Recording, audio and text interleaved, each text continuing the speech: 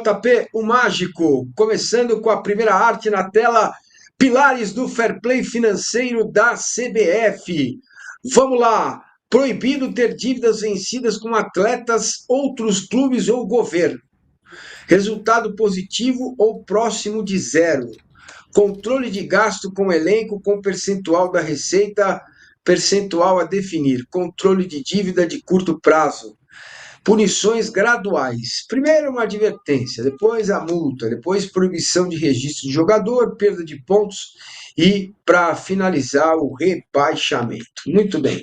A CBF, nossa querida mãe CBF, eu falo no sentido pejorativo mesmo, né? Ela tem que assumir algumas questões importantes, né? Como vamos tratar do tema também, a área comercial da Série B e outras, e está tendo essa iniciativa de gerar, né, uma discussão sobre o fair play financeiro.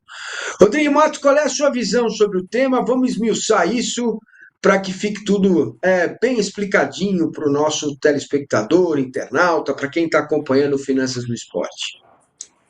Bom, Massini, primeiro a gente já tratou do tema aqui, mas eu vou mostrar um panorama, porque nem todo mundo assiste todos os programas, né? A CBF criou um grupo para discutir fair play financeiro, diga-se que no contexto do futebol mundial já bem atrasado, já era para ter acontecido antes, não aconteceu muito por resistência dos clubes até hoje, né? Mas essa nova gestão criou, a gestão do Samir Chald, e está em discussão. A gente já deu aqui uma vez que o principal você já ia ter a partir do ano que vem, pelo menos que as dívidas novas já iam ter problemas para os clubes que não mantivessem pelo menos em dias as dívidas novas. E essa semana passada, eu consegui mais informações do que vão ser aí os pilares do fair play financeiro que vai ser anunciado pela CBF, muito provavelmente mais para o final de novembro, né? Se eu tiver errado nessa informação, o Igor me corrige, mas está previsto Dia lá para o final de 26. novembro. Isso aí. Então, quais são esses pilares, né? Primeiro teve uma palestra que o diretor da CBF Academy, Caio, falou um pouco sobre esses pilares. Depois eu fui apurar ali nos bastidores para saber se era isso mais ou menos que poderia ser aplicado. E aí o que é? O que a gente já tinha falado, que é proibido você ter dívidas vencidas. O que significa isso? De tempos em tempos, aí ainda vai ser definido, mas é de tempos em tempos na temporada ou no final dela, você verifica se os clubes estão em dia com as dívidas relacionadas a atletas, pagamento de salário, direito de imagem, essas coisas, com outros clubes, contratações, pagamento de direitos ali, direito de transferência, né, como a gente chama, e dívida com o governo, que para mim foi uma novidade, mas que aparentemente vai estar incluído. Ah, o meu clube deve 800 milhões de reais ao governo, como que ele vai estar em dia? Eles têm que estar em dia com o parcelamento que ele estabeleceu, né? Para isso, vamos deixar claro. Não é que o cara tem que pagar todos os 800 milhões, eu estou falando de 800 milhões, é muito claro. O Corinthians que tem essa dívida fiscal com o governo, né? Mas não é que o Corinthians vai ter que pagar tudo, ele tem lá um parcelamento, ele vai ter que manter em dia o seu parcelamento. Então, essa é uma primeira medida que você tem em todos os fair plays do mundo, e que vai ter aqui relacionado a esses três itens: atletas, clubes e, no caso, governo, você manter em dia os seus parcelamentos e o pagamento em dia do que você deve de imposto ali, né? Tem gente que vai achar que é muito duro, mas é o mínimo, né? Vamos lá. Aí as outras, essa parte tem como ser aplicado mais agora, porque é dívida vencida durante a temporada.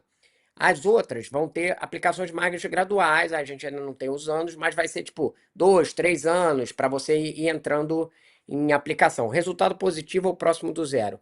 Vai ter, ainda não tem um número, mas vai ter um número ali de ou déficit zero, em geral não é zero, mas assim, ó, pode ter um déficit até 10 milhões de reais, até 20 milhões.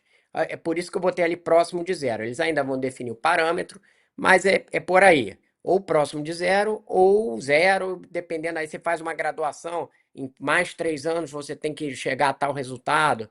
Então, essa é uma coisa do clube garantir que ele esteja gastando menos do que ele arrecada, né? De novo, deveria ser o óbvio, né? Controle de gasto com o elenco com percentual da receita. Isso ainda, pela informação que eu tenho, ainda está definido certinho qual vai ser o percentual e como que você vai fazer o cálculo, ou seja, o que você vai incluir como gasto de elenco. mas é aquilo que a gente já falou, ó, o futebol tem que custar, por exemplo, na UEFA é 70% da receita do clube. O clube ganha 1 bilhão, ele pode gastar até 700 milhões de reais no futebol, em salários, mais contratações, essas coisas.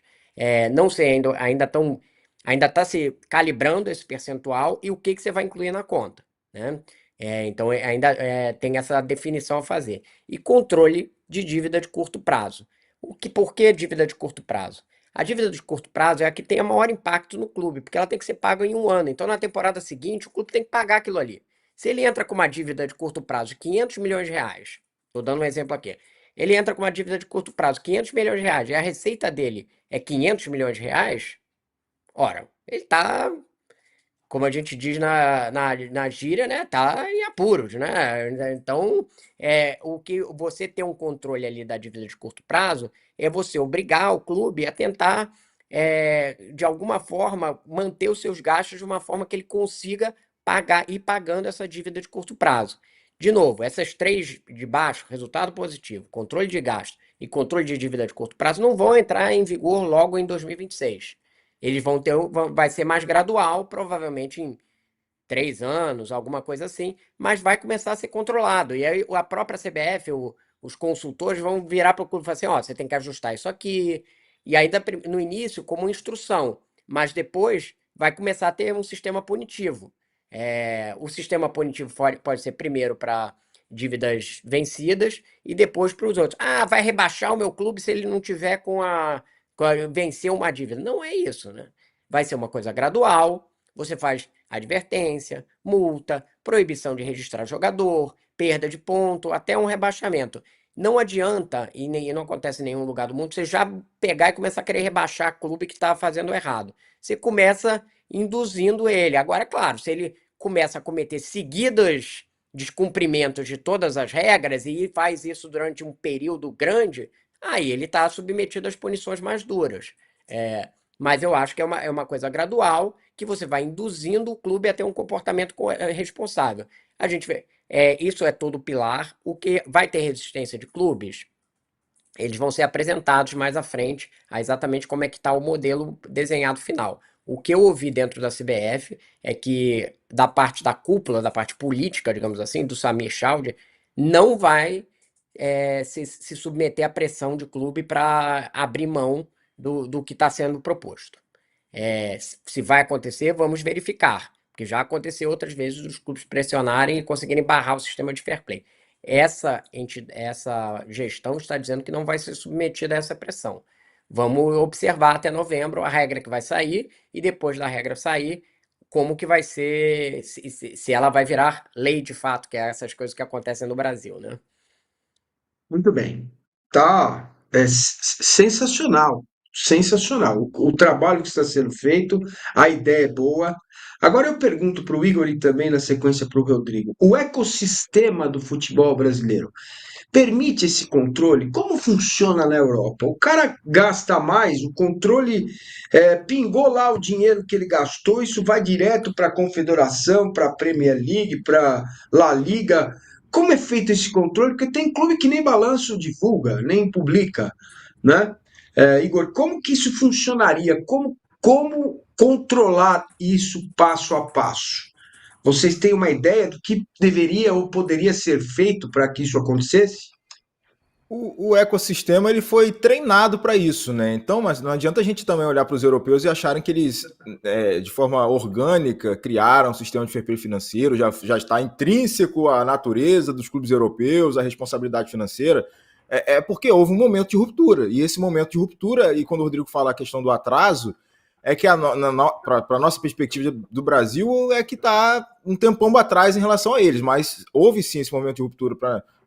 Peraí, o que nós estamos fazendo aqui? Vamos ter que organizar esse meio campo aqui, vamos ter que limitar algumas coisas, vamos ter que verificar a documentação de clubes, de entidades, situações e tal. Então, por esse processo de educação do mercado, eu acho que é o que está sendo trazido agora nesse primeiro passo no Brasil, para que a gente chegue e alcance o nível de rigidez, até dá para usar esse termo, do fair play financeiro dos principais mercados europeus. Então, eu acho que é uma questão de começar. O importante é colocar essa banda para tocar e aí depois você pode acelerar o ritmo, ajustar o passo, mas que essa música soe nos ouvidos do mercado do futebol como um todo aqui no Brasil, para que as pessoas se acostumem com essa rotina, com esse modus operandi, e como fazer esse controle no cotidiano é que se cria uma espécie de uma autarquia dentro da CBF, sabe? Um órgão, aí vai ter que, o lado burocrático aí vai ter que trabalhar um pouquinho, né, para acompanhar e ter Essa aqui é a minha especialistas dúvida, entendeu, Igor? Essa aqui é a voltados minha para dúvida. isso.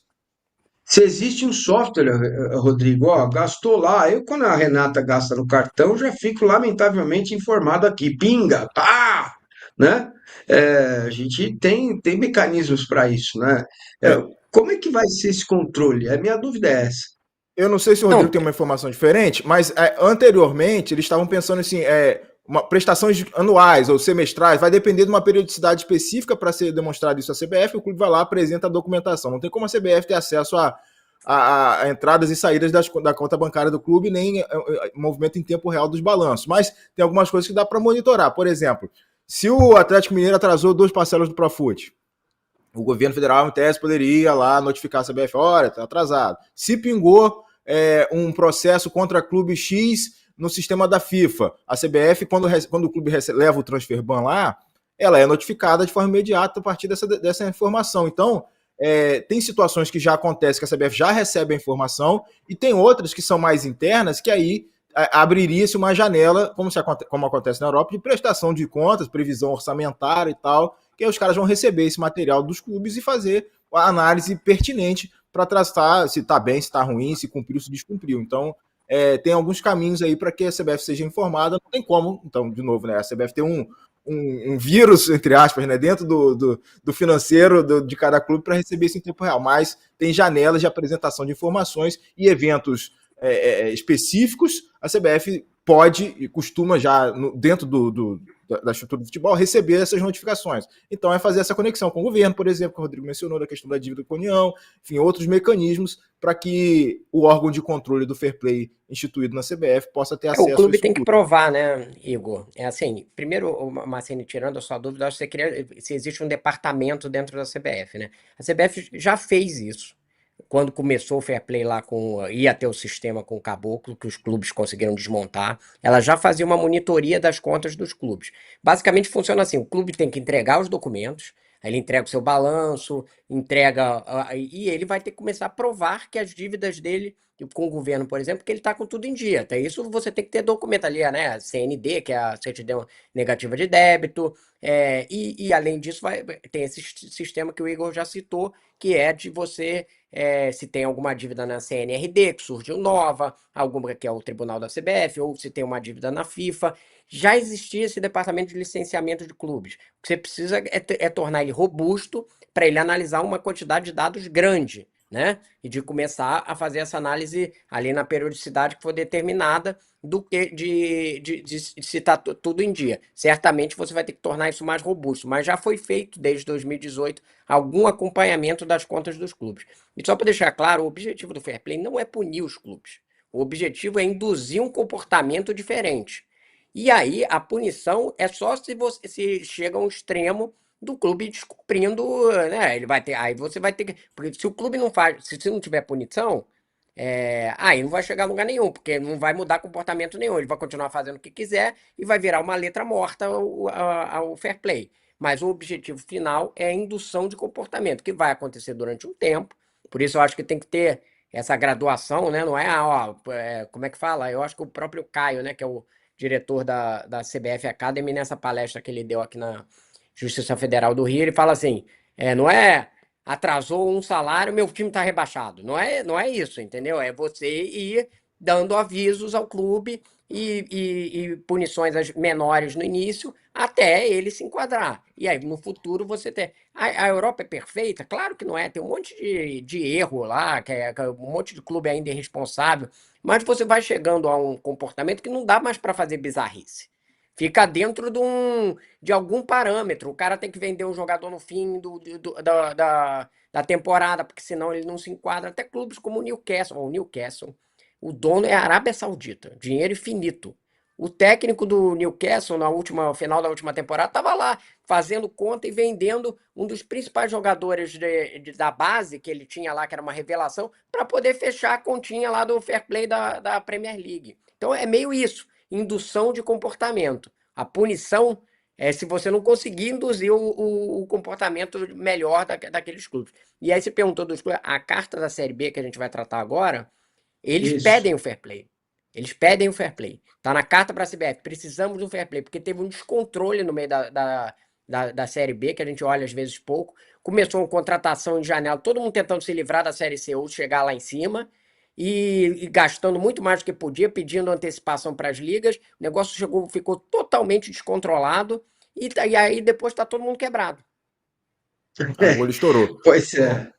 Mas, sim, só para complementar essa questão da punição, ela é um princípio parecido quando a gente observa o Tribunal da FIFA, o Rodrigo mencionou o CNRD, o Tribunal aqui da CBF, quando recebe casos de cobranças de não pagamentos, né? Vou citar o caso do Corinthians, que é o mais famoso, já teve São Paulo também, caso indo para a CNRD.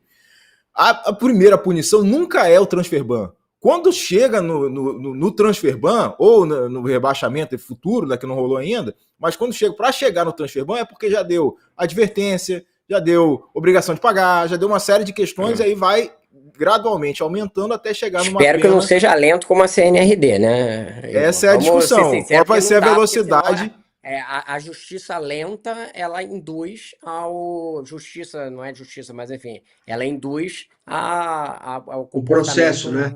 A processo lento as vai... coisas, né? Se o cara sente que não vai ter punição nunca, vai demorar 3, 4 anos e fala, isso não vai ser nem no meu mandato, deixa eu estourar lá na frente. Pois é isso, gente, é uma questão de educação. Bom, me desculpem se eu fiz vocês se estenderem um pouco mais nesse tema, porque acho que isso habita um pouco a cabeça, o imaginário das pessoas de